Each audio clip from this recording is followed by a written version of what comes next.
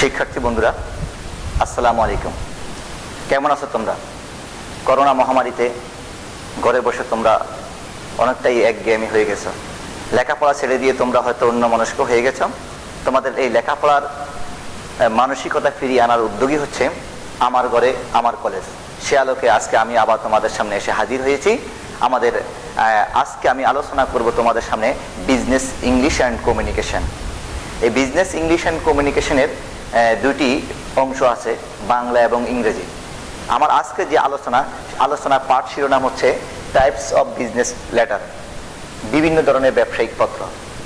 এই বিভিন্ন ধরনের ব্যবসায়িক পত্র যেমন বাংলায় আছে তেমনি ইংলিশও আছে। আমরা আজকে তোমাদের সামনে এই বিভিন্ন ধরনের ব্যবসায়িক পত্রে পরিচিত হব। ব্যবসায়িক পত্র পরিচিত হওয়ার পরবর্তীতে আমরা যে আজকে আলোচনা করব বিভিন্ন ধরনের একটা ব্যবসায়িক পত্রের বিভিন্ন অংশের সাথে আমরা পরিচিত হব। তাহলে আমরা প্রথমে আজকে আলোচনা করব বিভিন্ন ধরনের ব্যবসায়িক পত্র। আমাদের আজকের পাঠ শিরোনাম হচ্ছে বিভিন্ন ধরনের ব্যবসায়িক পত্র, টাইপস অফ বিজনেস লেটার। এক নাম্বার আছে চাকরির আবেদনপত্র, জব লেটার। চাকরির আবেদনপত্রটা কি? কোনো ব্যবসা প্রতিষ্ঠান বা কোনো চাকরিদাতা প্রতিষ্ঠান যখন কোনো যোগ্যতা সম্পন্ন কর্মী বা ব্যবস্থাপক নিয়োগের জন্য পত্রিকায় যে বিজ্ঞাপন দেয়, তার আলোকে আমরা যে আবেদনপত্র প্রণয়ন করি তার নামই হচ্ছে চাকরির আবেদনপত্র।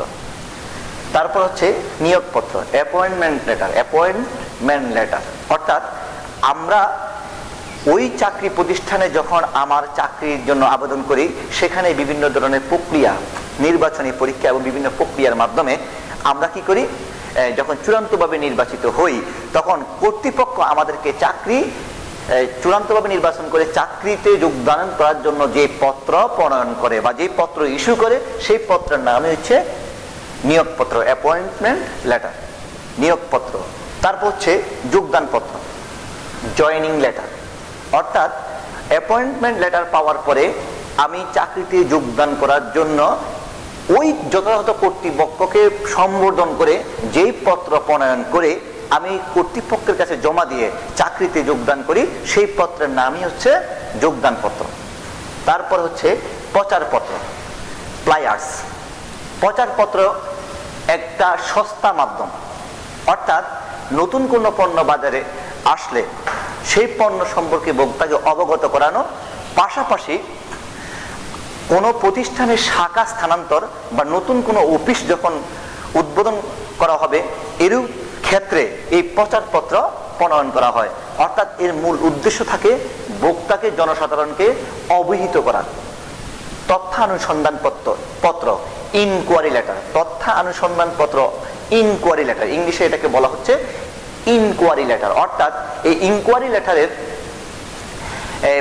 তথ্য অনুসন্ধান পত্রের মাধ্যমে কোনো ব্যক্তি বা প্রতিষ্ঠানের পূর্ব তথ্য সংগ্রহ করা হয়।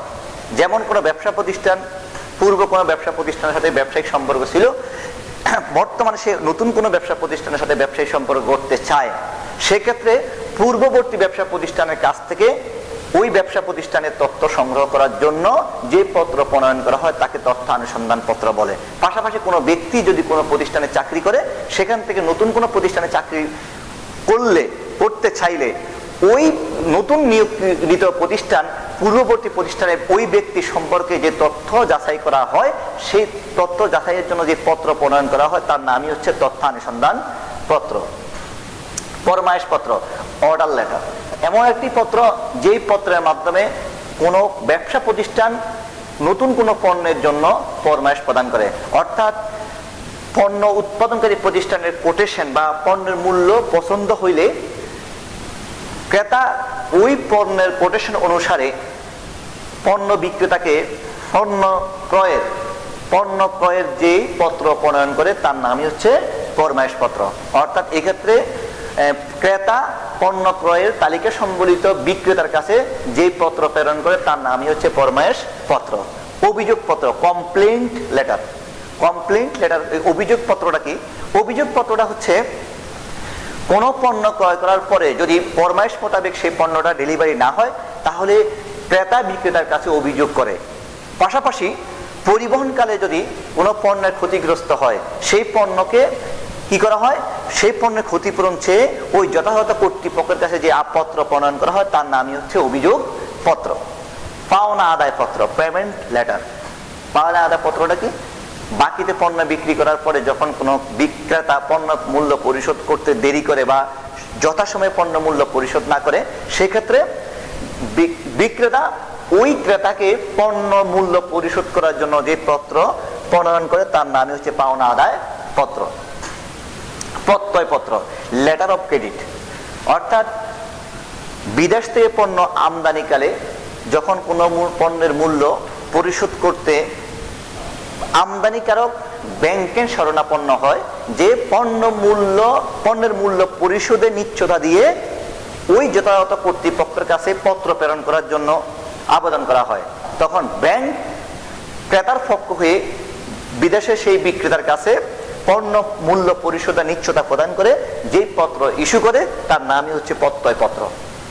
তারপর হচ্ছে আমদানি রপ্তানি পত্র, ইম্পোর্ট এক্সপোর্ট লেটার, অর্থাৎ পণ্য আমদানি করতে আমদানিকারককে রপ্তানিকারকের নিকট পত্র প্রদান করতে হয়, আবার রপ্তানিকারক যখন কোনো পণ্য প্রেরণ করে বা পণ্য বিক্রি করবে এরকম উদ্দেশ্যে যদি কোনো পত্র আমদানিকারকের কাছে প্রেরণ করে সেক্ষেত্রেও সে একটা পত্র লিখতে হয়। এই যে উভয়ের যে পত্র, এই পত্রের নাম হচ্ছে এক্সপোর্ট অ্যান্ড ইম্পোর্ট লেটার।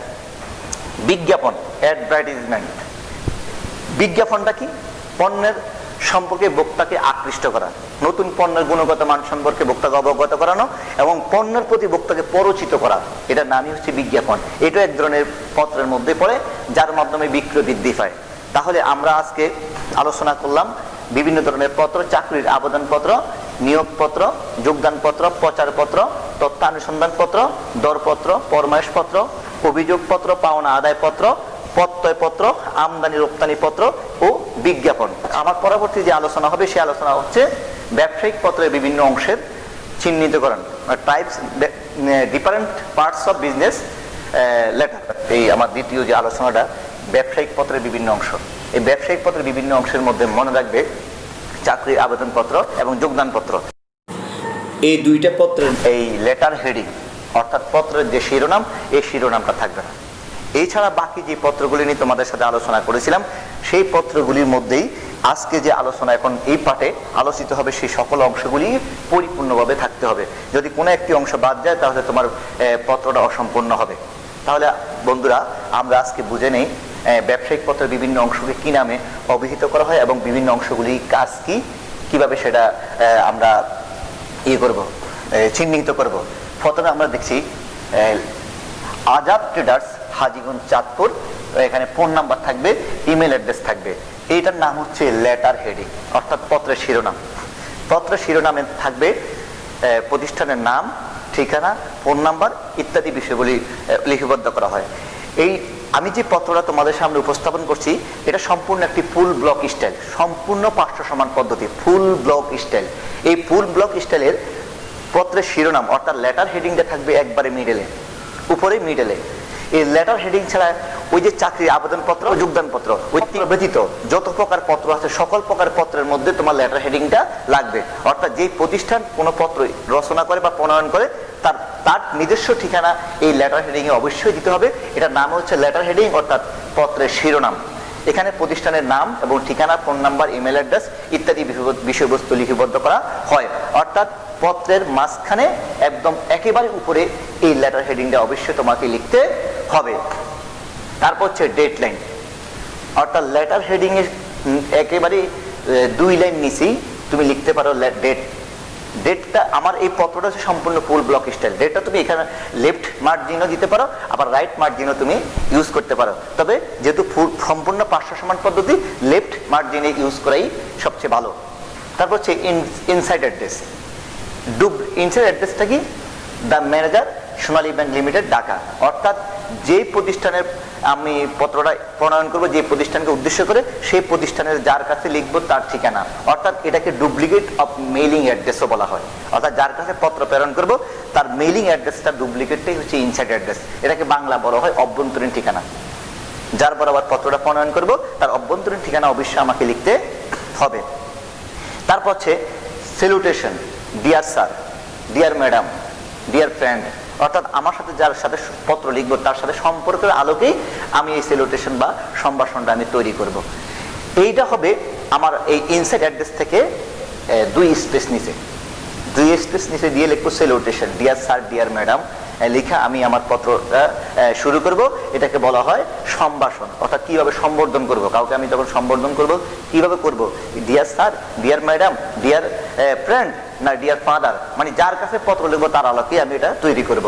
তারপর হচ্ছে the body, the heart of the letter, এটাকে বলা হয় হার্ট অফ দ্য লেটার, অর্থাৎ পত্রের মূল হৃদয় হচ্ছে বডি। এই বডিটা 3টে অংশ থাকে, first paragraph, second paragraph, third paragraph, 3টা পার্টে হতে পারে, 2টা পার্টেও পত্রটা হতে পারে। এই বডির মধ্যে মূলত পত্রের মূল বিষয়বস্তু উল্লেখ করা থাকবে, দ্য বডি। এই বডির মধ্যে এখানে আমি যে অংশটা বিবরণ লিখবো পত্রে, সেটার নামই হচ্ছে দ্য বডি। তারপর হচ্ছে কমপ্লিমেন্টারি ক্লোজিং, অর্থাৎ বিদায় সম্ভাষণ। Use faithfully, yours obediently, use faithfully, yours obediently, আমরা যে শব্দটা ইউজ করি সেটাই হচ্ছে কমপ্লিমেন্টারি ক্লোজিং, অর্থাৎ বিদায় সম্ভাষণ। এই বিদায় সম্ভাষণের মাধ্যমে আমরা কি করতে পারি, আমার পত্রের সমাপ্তিটা শেষ করতে পারি। তারপর হচ্ছে সিগনেচার। সিগনেচারটা কি, যিনি পত্র প্রণয়ন করেন তার স্বাক্ষর, তার নাম থাকবে এবং তার স্বাক্ষর থাকবে। তারপর হচ্ছে এনক্লোজার্স। এখানে একটা বিষয় তোমরা লক্ষ্য করো, additional papers attachment with the letter. এর সাথে যে সকল পত্র সময় আমি সংযোগ করব সেই পত্রগুলির নামের তালিকা হচ্ছে এনক্লোজার্স, সংযুক্তি, বাংলা বলা হয় সংযুক্তি। এই সংযুক্তির মাধ্যমে আমি কি করতে পারবো, আমি যে পত্রটা প্রণয়ন করব তার সাথে বিভিন্ন বিষয়বস্তু আমি অ্যাড করতে পারবো। তাহলে শিক্ষার্থী বন্ধুরা, আমরা যে বিজনেস লেটার যে প্রণয়ন করি বা ব্যবসায়িক পত্র প্রণয়ন করা মূলত রিলেটেড এই বিজনেস পারপাস। এই ব্যবসায়িক পত্র প্রণয়ন করতে গেলেই যে কোনো প্রতিষ্ঠানের আমার কি লাগবে, লেটার হেডিং, পত্রের লেটার হেডিং লাগবে, ওটা প্রতিষ্ঠান নির্দিষ্ট নাম লাগবে, ডেট লাগবে, ডেট লাইনটা তুমি লেফট মার্জিন রাইট মার্জিন যেখানে দিতে পারো। আবার আমি একটু বলছি, ইনসাইড অ্যাড্রেস অর্থাৎ অভ্যন্তরীণ ঠিকানা লাগবে। অভ্যন্তরীণ ঠিকানার নামই হচ্ছে ইনসাইড অ্যাড্রেস বা অভ্যন্তরীণ ঠিকানা। স্যালুটেশন বা ডিয়ার স্যার, ডিয়ার ম্যাডাম, তুমি যে নামে সম্বোধন করবে, যার কাছে পত্র লিখবে তারকে যেভাবে তুমি সম্বোধন করবে ঠিক সেই শব্দটা তুমি এখানের মধ্যে ব্যবহার করবে। তারপর হচ্ছে দ্য বডি, অর্থাৎ পত্রের মূল বিষয়বস্তু, হার্ট অফ দ্য লেটার। তারপর হচ্ছে complimentary closing, yours faithfully, yours obediently, তুমি যেভাবে তুমি পত্রের সমাপ্তি টানবে সেভাবে তোমাকে লিখতে হবে, কিন্তু এটা নামটা হচ্ছে কি কমপ্লিমেন্টারি ক্লোজিং। সিগনেচার, অর্থাৎ যিনি পত্র প্রণয়ন করবে তার স্বাক্ষর, স্বাক্ষর ছাড়া সব পত্রটা অসম্পন্ন থেকে যাবে। তারপর হচ্ছে এনক্লোজার্স, সংযুক্তি। এই পাঠে তুমি অতিরিক্ত বিষয়বস্তু সমূহ সংযুক্ত করবে। তাহলে আমরা আজকের এই ব্যবসায়িক পত্রের বিভিন্ন অংশের যে অংশ, আশা করি এর সাথে আমি পরিচিত হতে পেরেছি। পাশাপাশি আমরা যদি আমাদের পাঠ্যপুস্তক থেকে দেখি একটু, তাহলে আমরা আরো ক্লিয়ার হতে পারবো। আমি আশা করবো তোমার পাঠ্যপুস্তক থেকে তোমরা এই বিষয়টা দেখবে এবং পত্রের বিভিন্ন অংশ যদি তুমি চিহ্নিত করতে পারো তাহলে সুন্দর একটি পত্র তুমি পরীক্ষাতে উপস্থাপন করতে পারবে। কারণ এইচএসসি বিএম শাখার দ্বিতীয় বর্ষের বাংলা এবং ইংরেজি দুইটা অংশে দুইটা করে 4টা পত্র পরীক্ষা দিতে হয়। এই দুইটা করে 4টা পত্র দেওয়ার জন্য তোমার এই বিভিন্ন অংশগুলির নাম লাগবে। তাহলে আমরা আজকে কি আলোচনা করলাম, আমরা বিভিন্ন ধরনের পত্র শিখলাম, পাশাপাশি একটা পত্রের বিভিন্ন অংশের নাম সমূহ আমরা চিনতে পারলাম। যদি আমাদের আজকের এই আলোচনা তোমাদের উপকৃত হয়ে থাকে বা তোমরা কিছুটা পেয়ে থাকো, তাহলে আমি তোমাদেরকে একটা বাড়ির কাজ দিব। আমি আশা করবো তোমরা সেই বাড়ির কাজটা খাতায় লিখে এভাবে বিভিন্ন অংশ চিহ্নিত করে তোমরা দেখবে তোমাদের হয়েছে কিনা বা তোমরা কতটুকু শিক্ষা অর্জন করতে পারছো, তোমাদের শিক্ষণ ফলটা কি হয়েছে তোমরা সেটা মূল্যায়ন করতে পারবে। শিক্ষার্থী বন্ধুরা, আমি তোমাদের একটি বাড়ির কাজ দিচ্ছি, দেখো তোমরা। আমার আজকের বাড়ির হোমওয়ার্কটি হচ্ছে write a letter to the manager of Sonali bank limited, Mirpur branch, Dhaka, for opening a current account related from Mohammad Abul Kalam, Alam store, Hajiganj, Chandpur. অর্থাৎ write a letter to the managing director Sonali bank manager of the Sonali bank limited, Mirpur branch, Dhaka, for opening a current account.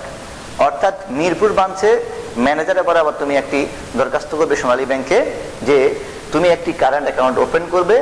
তোমার নাম হচ্ছে মোহাম্মদ আবুল কালাম, তোমার প্রতিষ্ঠান নাম হচ্ছে Alam store, Hajiganj, Chandpur. অর্থাৎ হাজীগঞ্জ চাঁদপুরের আলম স্টোরের মিস্টার আবুল কালাম মিরপুর ব্রাঞ্চে সোনালী ব্যাংকে একটি কারেন্ট অ্যাকাউন্ট ওপেন করবে। সে সম্পর্কে তুমি একটি পত্র প্রণয়ন করবে এবং পত্রের বিভিন্ন অংশের যে আমি কিছুক্ষণ আগে তোমাদেরকে আলোচনা করলাম সেই অংশসমূহ তোমরা চিহ্নিত করবে। এটাই হচ্ছে তোমার বাড়ির কাজ। তোমাদের এই বাড়ির কাজটি তুমি যখন করবে তখন তুমি তোমার শিখন ফলটা মূল্যায়ন করতে পারবে। তাহলে শিক্ষার্থী বন্ধুরা, তোমরা লেখাপড়া ঠিকমতো করো, আমাদের অন্যান্য শিক্ষকদের ক্লাসগুলি অনুসরণ করো, পাশাপাশি তোমরা বাড়িতে বসে লেখাপড়া করো। আশা করি তোমরা আমাদের এই শিক্ষকদের পরিশ্রমকে সার্থক করতে পারবে যখন তোমরা নিয়মিত পাঠে মনোযোগী হবে।